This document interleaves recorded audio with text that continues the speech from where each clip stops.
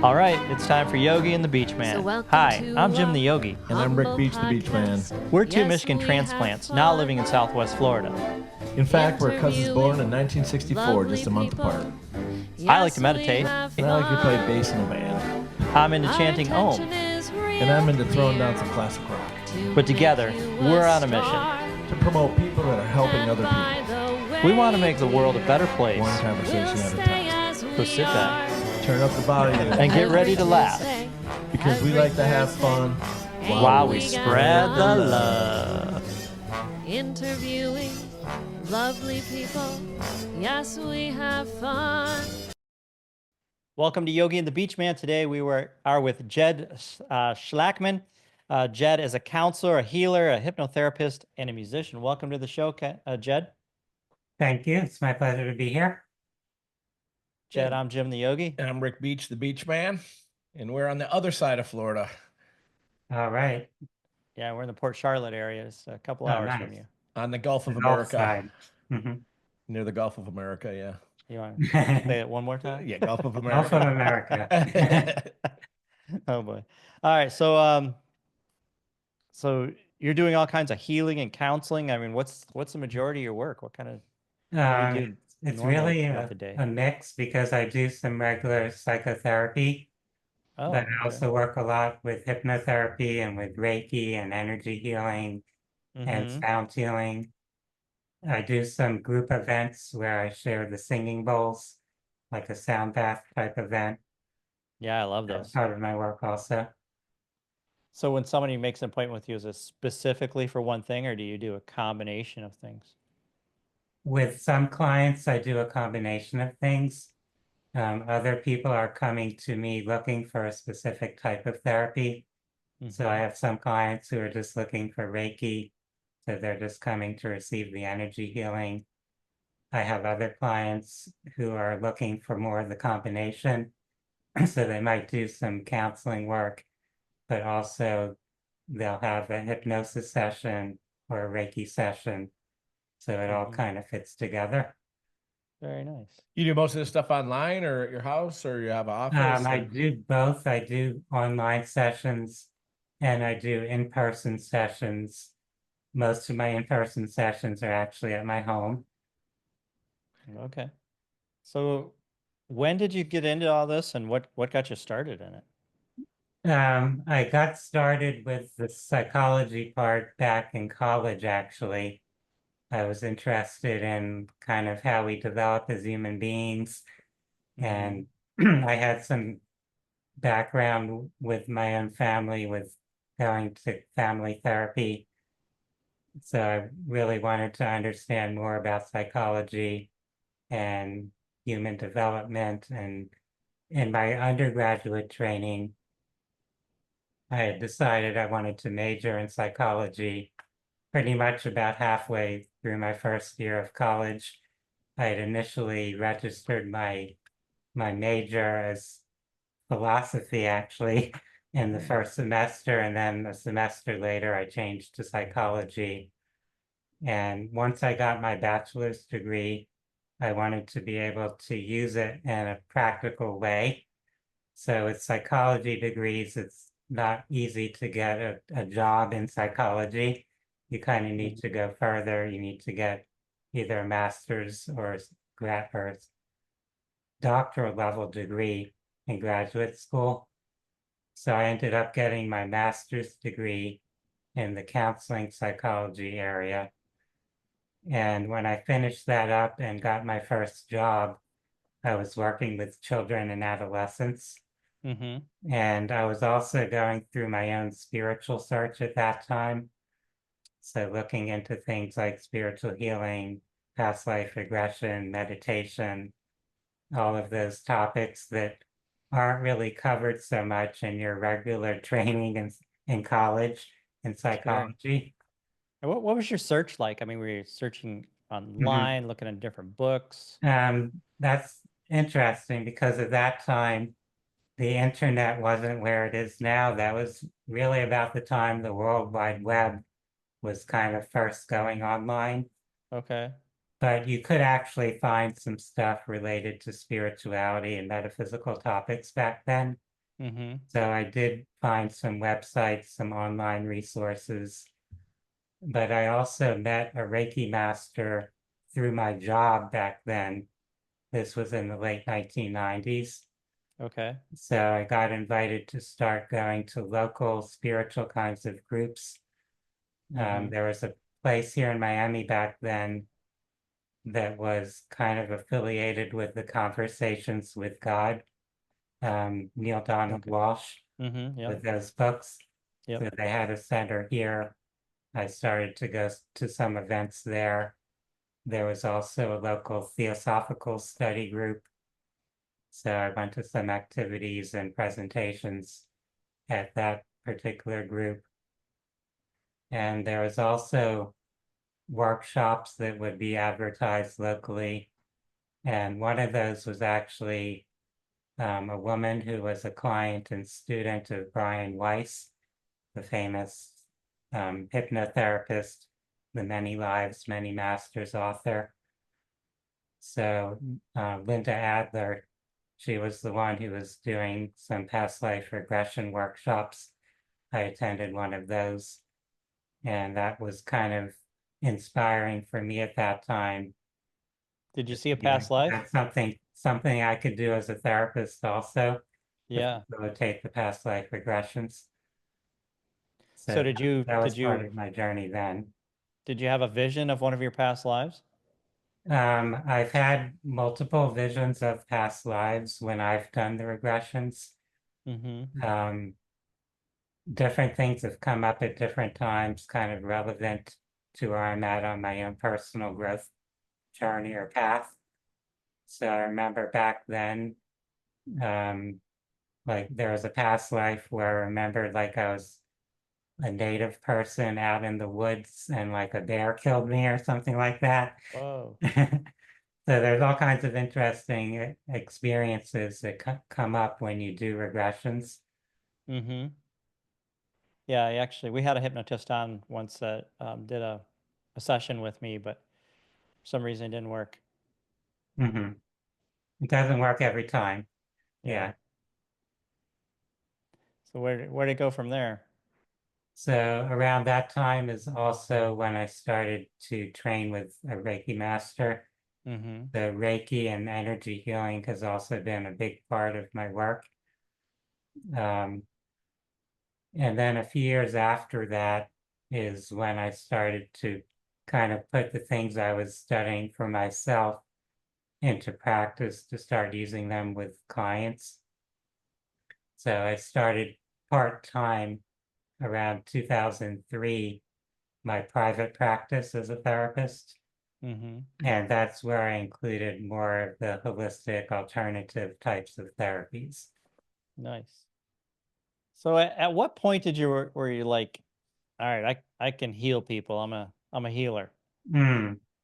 Um, Pretty much right away when I started training in Reiki, Okay. because I could feel the energy and the effect it was having. And Mm-hmm. when I did Reiki, like in Reiki circles for other people, Yeah. and people were having actual quote healing experiences or reactions to it. Yep. Okay. Some people have a really physical reaction, so their body will start to twitch or shake. Things are actually moving physically in their body, so it's very tangible for them. Mm-hmm. Very cool. Now on your Facebook page, it says you're a cosmic adventurer. Hmm. What is, tell us about that. So I like to think of myself as a soul that's having incarnations throughout the cosmos, right? Not Yeah. just here on Earth, but other planets or galaxies, other dimensions. So I don't think of myself as just this character, Jed, here in this Mm-hmm. body, only having this experience. I have some experience tapping into past lives or other realities, and it's just part of my understanding that we're not just this one human personality, we're much more than that. Sure. And through all these experiences, we are learning and growing as creative beings. So that's why I call myself a cosmic adventurer. So your credentials, you just said you got your bachelor's, got your master's, Hmm. and those are kind of conventional, more Right, those are conventional more psychology. conventional psychology degrees. I got those at the University of Miami. So as far as so you had mentioned you have clients come over your house, and so are you like a licensed Hmm. LCSW or? I'm a licensed mental health counselor, LMHC. Oh, okay. Hmm. Because most of our guests that have been into Reiki or hypnosis, or they don't have those credentials. So you come Hmm. at this from a more conventional Right. angle, Hmm. and then, Right. I started out more on the academic side Mm-hmm. rather than the metaphysical side. And then through my own exploration of the spiritual side, that led me professionally more in that direction. well, that was probably a good move because Jim and I are both very cynical on the conventional medical community, Hmm. and they're Hmm. glorified drug pushers most of the time. Uh-huh. Yeah. Yeah, that's been a challenge in the mental health field because I come from that training where they're more open or attached to the idea of psychiatry and medication and all that. Mm-hmm. And my own experience and perspective on it is that that actually does more harm than good most of the time. And I want to steer people more toward the actual healing to really So you think connecting with that themselves. medications for mental health actually do more harm than good? Yes.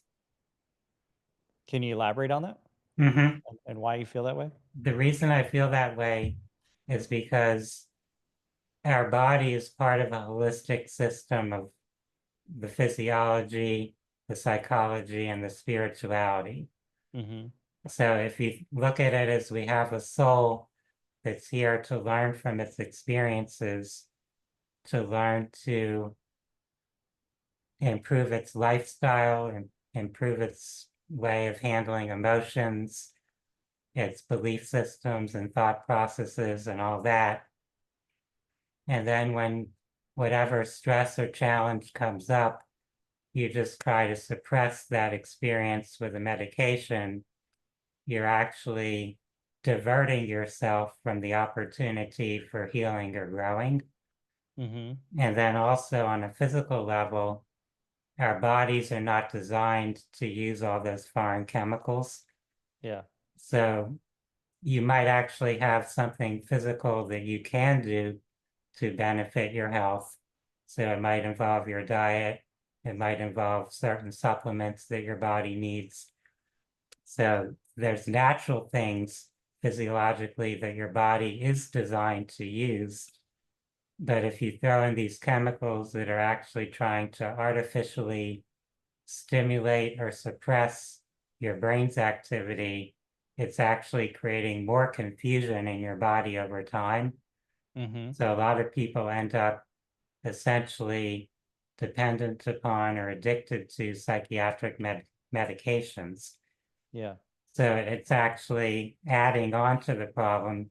They might have had some stress or trauma to begin with that they never truly healed. And now they have this attachment to these chemicals in their body. So now they have to deal with that in addition to whatever the original stress or trauma might have been. So it's kind of like creating this complex path of not healing. And if you're down that road too far, it's like difficult to get back onto a road of healing because you're so stuck with all this chemical stuff going on. Okay. So I've known quite a few people that are schizophrenic, uh, Mm-hmm. bipolar, not in combination, but different people that are bipolar. And it Mm-hmm. seems like they do really well while they're on their medications. And Mm-hmm. then they get off their medications. They think, oh, I'm fine. I don't need it anymore. And then they Mm-hmm. have a big downslide. Right, right. Well, Because the you have medication is actually kind of suppressing the symptoms of that pattern. So if you're manic and you're taking a medication that's so-called mood stabilizer, you're not able to have that manic state while you're on the medicine. Yeah. But the reason why that manic state may have existed hasn't really been addressed. Okay. Like there's something about your personality and your life experiences that created that pattern in the first place. So if you just continually block it with a medication, that issue is still there. It's like in your energy field. Yeah. The way Treat I the think symptom and about not it the root is cause. we have our physical body, but then we have these subtle energy layers where our emotions and memories and all of that are stored. So that pattern is still there, even though you kind of blocked it physically, it's still Okay. there subconsciously. So when you work with somebody that has a mental condition like that, you're treating them while they're on medication and then weaning them off of it, or how does that usually I'm go? not personally weaning them off of it. Okay. I'm giving them the option of either continuing with what they're doing with psychiatry while they're working with me, or if they do want to wean off of medicines, they can work with a medical professional who can support them with that. Okay. But I can work with them either way. They can continue on medications, or they can choose to try to get off the medications. A lot of what I do is going to be beneficial either way. Okay. I could see that no matter whether or not you're on some kind of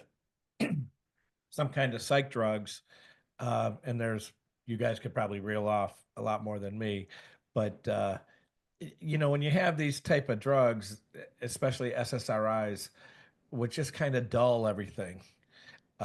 When I was married, my ex-wife, she was just a pill. I mean, she liked the stuff, and it was kind of recreational also. But that's and the couple of times I've taken half a Xanax or something, I mean, they work. They take the edge off, and you lose that anxiety. But and I've probably done that maybe 10 or 20 times in my entire life, and it's been 10 years since I've done anything like that. But it just it just dulls everything. I don't know how you just can't be sharp. I find it amazing that people can take these kind of pills and still function, in society and with a job and everything like that. So, and then they found these mass shooters for the past 15, 20 years are 95% of them, and don't hold me to that number, but a vast majority have been on, some kind of psych drugs, and mainly SSRIs.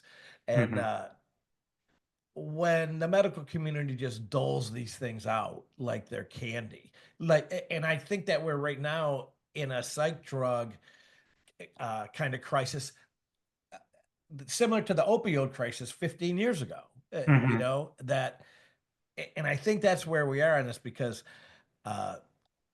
it just, the amount of people that are taking these type of drugs, when there's so many other alternative ways to deal with this stuff. Right. Like you said, diet, exercise, therapy, and then all the other maybe not so conventional treatments like you mentioned, hypnotherapy and Reiki and that kind of stuff. So I'm just not a fan, and Jim and I are both very cynical on the medical community in general. And if you look at a lot of other countries, like they deal with the same issues in different ways. If you go to somewhere in like Africa or South America, they're not using SSRIs the way America is, right? And they're not having the negative outcomes that we are. Like their mental health statistics in many countries are better than ours, and they're not using all these drugs. Are you up on what they're doing?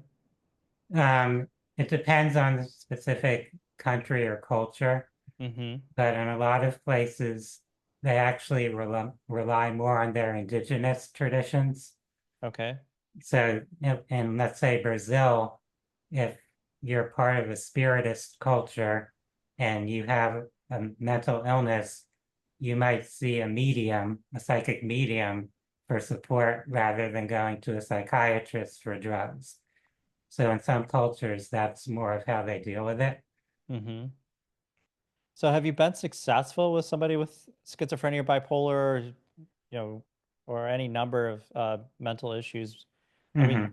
I don't always think of anxiety and depression as severe, but they can be. Have Hmm. you successfully gotten somebody off a medication that's doing well now? I have some clients who have been previously diagnosed with those things and put on medications, and now they're off medications, functioning relatively normally. Um, Excellent. I've what's interesting with schizophrenia is there are some people that are kind of natural psychics. Mm-hmm. Like there's a fine line between being psychic and being schizophrenic and ill with it. Yeah. And in some cases, when people are young, they're diagnosed with schizophrenia Mm-hmm. because they're not able to handle or process all the stuff they're experiencing. Like Sure. they're seeing ghosts or they're hearing messages and it's Mm-hmm. scary to them. And it actually may have been induced by trauma, like after something traumatic, they started to go into that realm. And so they're experiencing the symptoms of what would be called schizophrenia. Mm-hmm. But if you can help them process the trauma and become more grounded and less anxious, they actually have the ability to use that as a skill in a positive way to be some type of psychic practitioner. So I've known a number of people who are psychic practitioners, who are mediums of some kind, who when they were younger, people labeled them as having a mental illness. But then as they went through their healing process, they shifted to no longer having the mental illness and actually being able to support other people as some form of a healer. That's wonderful. Do you have any like big success stories that stick out in your mind? Someone that you worked with? I have one person who I've worked with who had like a whole bunch of different mental and physical illness labels, like Okay. autoimmune diseases and schizophrenia and all these different things. And after she started to get into the spiritual healing work, like through the Mm-hmm.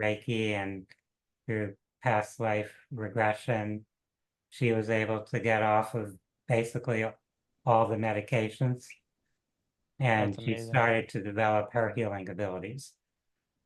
Okay, so she's working on her own healing abilities. Right, she's using them. Mhm. Very cool. So that's a big success, in my opinion, to go from being someone who's on a whole bunch of medicines to control all these different quote illnesses to, for the most part, recovering from those things and then starting to help other people. Yeah, that's the type of story that the pharmaceutical companies don't want out Right. because they want to The keep thing that keep everybody on meds for many life. doctors are telling people is that you have this illness and you're going to have this illness for your whole life and you're going to Right. have to take our medication for that illness. Yeah. So it's very profitable to that industry, but it's actually a form of negative hypnosis, in my opinion. You're programming people to believe something negative, Yeah. believe they're stuck and trapped in an illness rather than believing they can recover from it. Negative hypnosis. I like that term because that Mm-hmm. really could be applied to many things going on today. So, Mm-hmm. Yeah. Especially on TV. well, yeah, Mm. any network news is any Yeah. corporate media is would have to. And the commercials. It's hard to Oh watch yeah, the for sure. news once you become like conscious and awake and aware of things. You see the news in a different way.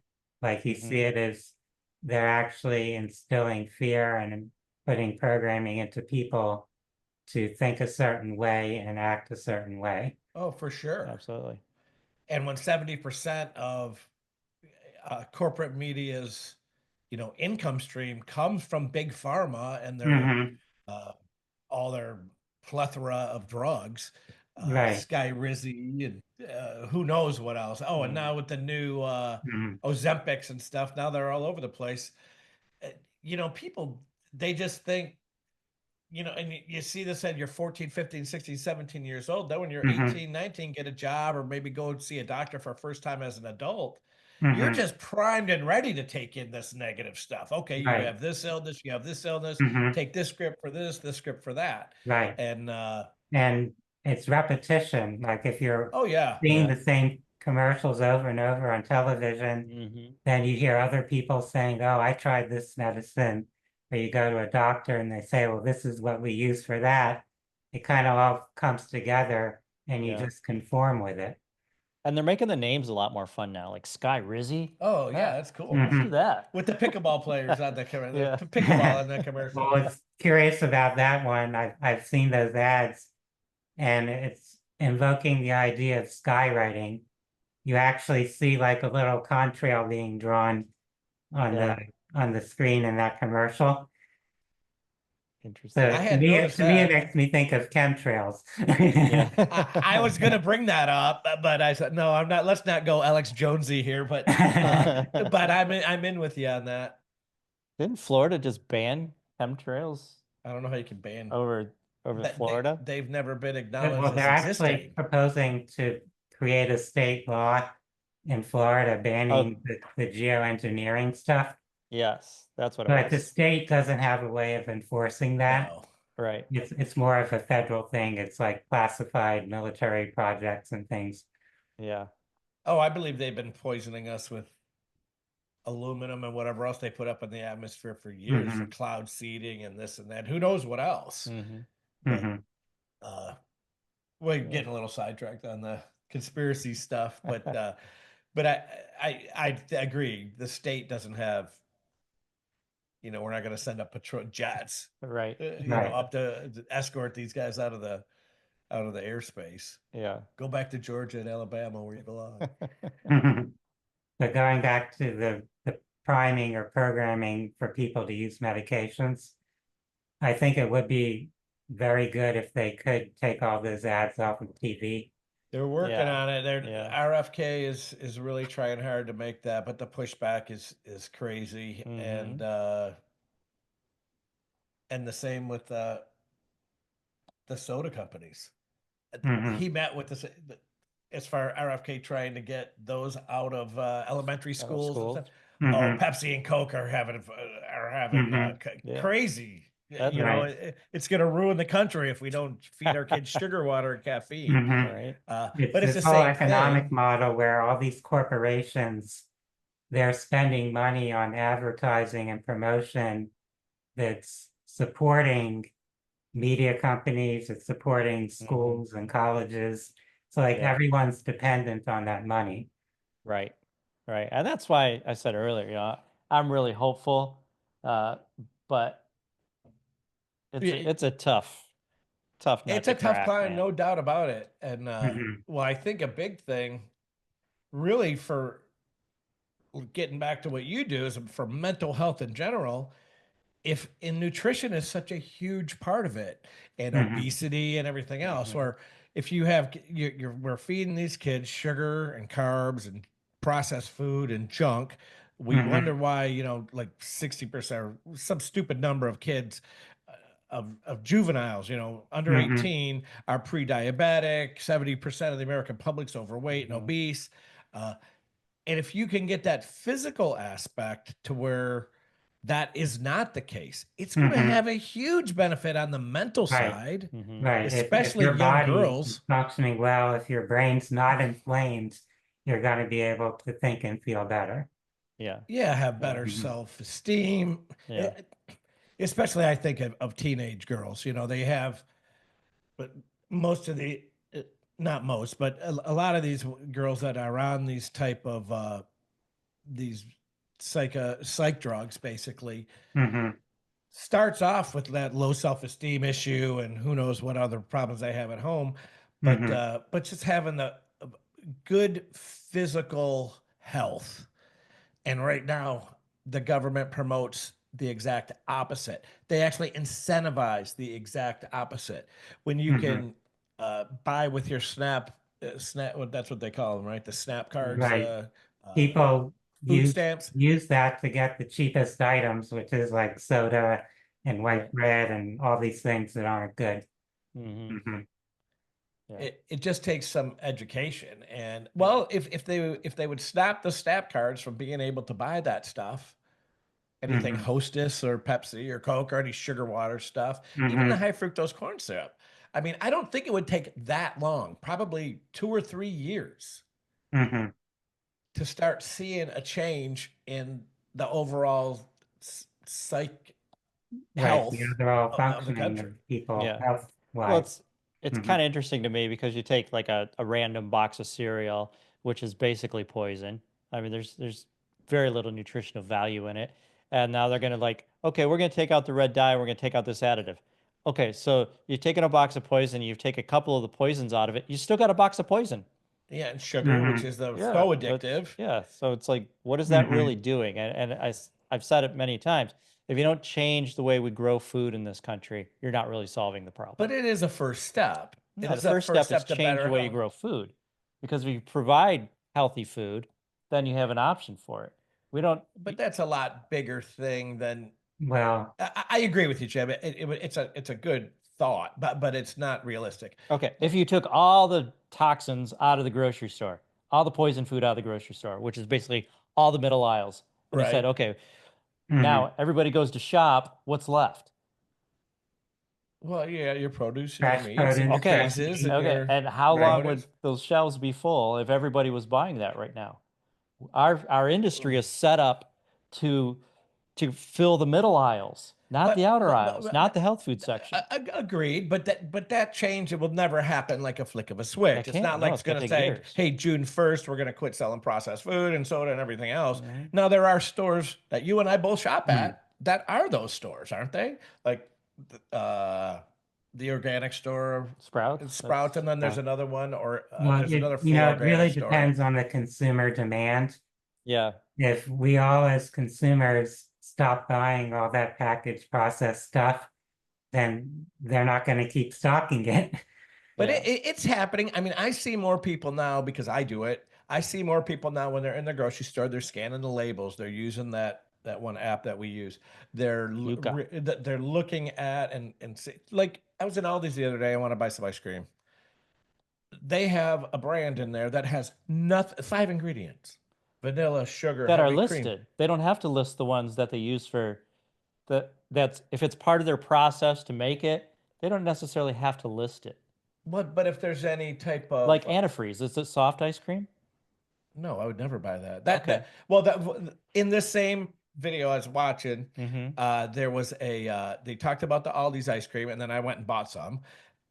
But then she also had a pack of like a 6 pack of ice cream sandwiches from Walmart, the Walmart brand. Literally set it on the counter all night. It never melts. It has a petroleum gel in it. That Wow. literally you could take out an ice cream sandwich now and it'll look exactly the same And sitting on your imagine what that's counter a doing week to from your now. gut, right? Oh, it's just terrible. It's But terrible. if you can, but getting back to what we are saying, people are becoming more cognizant of this. Uh, it's a slow motion process, but since we do have Mhm. this change in the administration, it was never even on the radar previously. At No. least now Mhm. it is on the It is where being talked about more. yeah, Mhm. the three of Mhm. us have been probably in this realm for a long time, some longer than others, but uh but people are becoming more aware, and I see more people scanning, and I see more people reading. Jim, you're right. If they can put uh toxins and whatnot in our food that's not listed on the label, that should be criminal. I mean, Yeah. that has to change. There should be truth in Mhm. labeling, Well, there has to be truth in labeling, but but there's not. I mean, I'm into this stuff. You and I talk about this all the time, and I still don't know the difference between GMO or when it says all organic or non-GMO or no hormones and pesticides in this. Shouldn't that all be the same? Either this is good for you or it's not. Mm-hmm. So I don't know. Yeah. I actually, Mhm. Ayla, my oldest daughter, found a company down here in Florida because they're thinking about moving down here, and she's really concerned about where she'd get her food. So there's a company local here called Southwest Florida Produce, and they're farmers. They grow all their own stuff. They grow it without pesticides, and they source from other farmers in the area that grow without pesticides. So you can put in your order once a week. They drop it off on Friday. It's $15 for delivery plus your food. And it's absolutely all organic. It's not like when you go to Sprouts and buy something in the store and it's already been sprayed with something, because everything in the grocery store In its plastic has to be, sack. has to be sprayed. Yeah, and in its plastic Mhm. sealed container. Yeah. I can't remember who it was, but I saw something a few months ago that the average American eats about a credit card. There's like a credit card worth of plastic microplastics in your brain, That's crazy. just from eating those type of things, and even putting stuff in Tupperware. You know, you're going to get stuff shedding off of that. Always But glass. Worden Farms on Vermont Road has the same deal. Yeah. You know, They you can drop it off at your house. They will deliver, or you can go out there weekly, and it's like $35, and they will give you for like a 2-person household, be like $35, and you get whatever's in season. You pick out on the menu, they have a package, you go in there and you get it, or you can just go there and buy stuff too. It's like an all organic farmers market. So that they're available and they're becoming more prevalent. Yeah, here in Miami, we have those type of organic buying clubs. And you have all those farms down in Homestead that are, Right. and it's really big. So as we see our culture change, you know, it's never going to happen overnight where the shelves are going to be empty because the middle of the grocery store isn't going to be there. But changes never happen like that. They're always going to be slow and gradual. And so I'm encouraged by it. I'm still a little cynical on if it's ever really going to happen. I just know what I can do for me and my family and but when I talked to Megan, I sent her something on BPA stuff, bisphenol A, and how that's in Tupperware and whatnot, plastics. Yeah, plastic bottles. And receipts. And it's like an estrogen An mimicker. endocrine disruptor, right? Yeah. And so I said, Megan, don't touch these receipts. You know, she's trying to have a baby, blah, blah, blah. And I said, you keep touching these receipts and this estrogen disruptors happen, you know, it messes with you. So as people become more educated, you know, it's a slow process, but I have some hope. We'll see what happens. Yeah. And we can only do so much to reduce our exposure because the stuff is everywhere. Like it's in the air, it's in the water. Well, yeah, and if you want to buy some green peppers, you're gonna. It's in a 3-pack of plastic at Publix. You know? That's why if you go to Sprouts, you can. Well, even they're plasticed up sometimes. So if you go to a good, healthy, organic store, it's still hard to find. And Jim and I said something a month or two back. You know, if your grocery store has a health food section, what's the rest of the store? You know. Right. The rest of the store is off limits if you want to be healthy. It's not a health food. Yeah. Right. It's a death food, really, most of it. There you go. Sick food. Yeah. So you're a musician also? Yes, not professionally, but in my healing work, I bring in some of the musical element. And just for fun, I like to play guitar and keyboard some. Very cool. But my favorite form of using music and healing is working with singing bowls. Okay. What is it again? Singing bowls. Singing. Like Tibetan bowls, the crystal bowls. Those are ones you like put water in and do the ribbon? No. You can do that with or without the water, right? Yeah. Okay.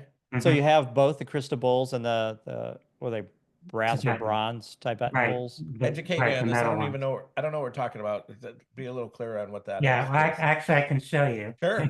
That'll make it more clear. So this is one of the Tibetan bowls. And if you play it, it's like ringing a bell. Go ahead and play. Yeah, give it away. Take them out and go around the rim.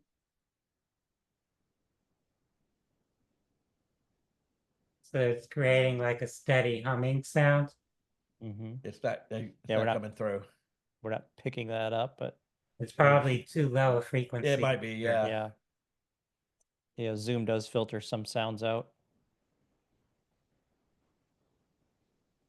Yeah, it's not coming through. Probably filtering it. But I kind of get an idea of that. Yeah. So how many of these bowls do you have? Altogether, probably around 100. Wow. I have both the metal ones and the crystal ones. Wow, that's a lot of commitment just to space. To hold all those. A lot of them are just kind of being stored. They're not all out at once. Yeah. So you do this for clients individually, do you ever put on sound bath healing kind of events? I do individual sessions, but like you said, the sound bath healing events are ones where a lot of people can come all at once to experience it. Mm-hmm. And I usually do a couple of those each month. Okay. Very Mhm. cool. That seems to be growing. I'm seeing those where it used to be kind of like a very niche, small group Mhm. of people doing it. Mhm. Seems like a lot of people are doing sound bath healing now. Yes, it's really spread. They have like whole concerts of it. Mm-hmm. A lot of yoga practitioners are doing it now. Yeah. Yeah, for sure. And tell me about your practice when you're doing it. Do you create like disharmonists first, kind of shake things up, and then create harmony, or how does that go? Each session is really unique.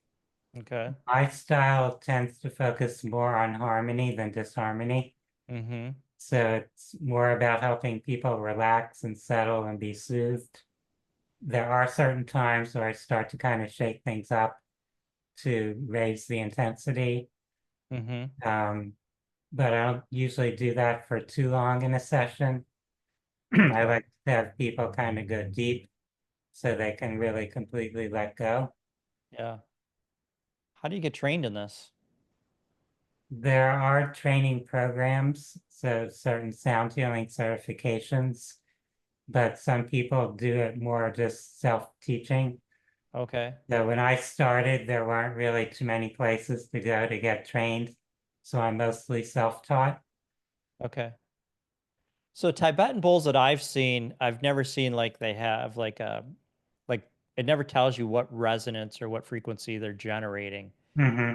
And I was just wondering if there's like training where they tell you, well, this specific bowl is going to work on this chakra area, Hmm. on your root chakra or your sacral chakra or something like that. In training, they usually teach you about the chakra system and the correspondence between different musical tones Hmm. and the chakras. However, each person is really unique. So not everyone's going to respond exactly the same way to the same sounds. That makes sense. In general, the lower Wait, say frequency, that last part again. not everyone's going to respond exactly the same way to the same sounds. So there might be a tone that for you is kind of comforting and soothing. Hmm. Someone else might kind of be irritated by that same tone. Hmm. Um, Yeah, I was actually listening to uh, a third eye opening tone only yesterday on YouTube, and it actually mhm, sounded like the emergency broadcast signal, like. mhm. I was like, "Oh, that's not something I want to listen to for very long." Are one of you two, are of you guys do you know who Terrence Howard is? No. Yes, Are you familiar with his theories on I've heard him talk vibration? a little bit about, he talks about the thing with the periodic table of the elements and Yeah. alchemy and all that. And every single element Jim, you need to check him out. He would first of all, he's an actor. Hmm. And he's a black guy. He was on Empire for 14, 15 years, Okay. published some papers. But he really is a scientist. He holds tons of patents. Okay. He does this in his spare time. And he literally took the periodic table of elements and applied and found out what each frequency is through his studies of literally every element, Hmm. uh, and how he could use these frequencies for all different types of, which is kind of what we're talking about here as far Hmm. as sound, energy, stuff like that. Uh, Hmm. and it's just you need to check it, listen to him on Rogan, and he was just recently on PBD podcast. I don't know if you're familiar with Hmm. with Bet David there. Patrick. Hmm. Patrick, I couldn't remember his first name. But he was just on his show, and I listened to like the first 30 minutes of that podcast yesterday because that just came out Friday. Uh, but he really talks about how the vibrational energies, it's kind of mind blowing on how it all works. And I'm not going to Hmm. explain it right, so I'm not going to get into it, but I would Now, if highly you look at recommend it. cymatics, where they take sound vibration and apply it to something on a surface to make it form a geometric pattern, that's showing you that vibration is actually what's creating physical form. Mm-hmm. Yeah, that's pretty cool stuff. Yeah. What's his name again? Terrence Terrence Howard. Howard. Yeah, check that out. And he's just brilliant. Yeah. He really is. But he's like an amateur. He's not classically trained in this stuff. He doesn't have a PhD in vibrational physics or anything like that. Mhm. Yeah. He's just like a self-taught genius. Mm-hmm. And so after he was on Rogan and brought this stuff, he brought in a secondary, I forget, a real famous physicist. And they had them both together in the studio. Rogan had them both in. Mm-hmm. And the one guy was talking about the Terrence, hey, this is not right. And it was really interesting watching a classically trained physicist, an amateur physicist who's just as smart as him, but not quite as, Yeah. and then have them talk these differences out in Mhm. how they both gave they were both, it was really no hostility. It was all just, okay, I'm going to learn from you, you're going to learn from me. And they both came out smarter, and I came out a lot smarter because I started at the lowest possible denominator. So, but yeah, it's really interesting. I really dig on that sound. There's a lot to that, because when you are just in a situation where you have those types of that type of energy, because really that's what it is, right? It I know it helps me. Mhm. And I'm also a musician. I play bass in a rock band. Oh, So cool. and I can literally stand in front of my bass amp sometimes, and I just did this on Saturday. I'm standing there and I literally closed my eyes. It was a real easy song. I didn't have to do much. And I'm just closed my eyes, and I literally got taken away. I was on a beach in Puerto Rico, Mhm. just chilling, feeling just these vibrations coming out. And I was totally in a different place. And Mhm. what did I call it? And Jack even said, I said, it's like a flooding of sound or vibrations. He wrote it down because he wanted to call his next band that. Mm. But there's a lot to that on how Music is really that one of the type. quickest ways to change your mood. Oh yeah, for Yeah. sure, Mhm. for absolutely for sure. Mm-hmm. But sometimes you don't want to change moods. You just want to stay sucked in your whirlpool of negativity, when all you really have to do is put on some Michael Franti or something, and it will just change your whole day. Yeah. Mhm. Some happy, upbeat, major chord stuff. Yeah. Are you prepared to play anything for us today? So what are you playing for us today? Today I'm just gonna play a little bit of instrumental music. Okay.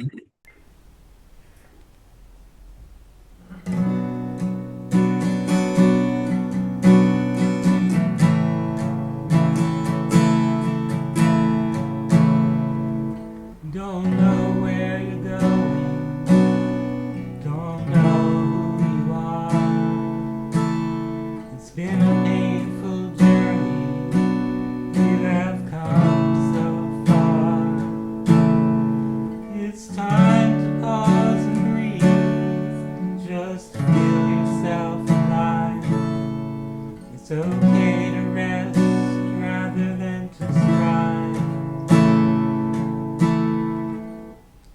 For you come from everywhere and nowhere, the light within everyone, the peace of stillness inside, as your dreams take flight. May your heart be open, your mind at ease, your spirit be strong, your soul set free, your soul set free.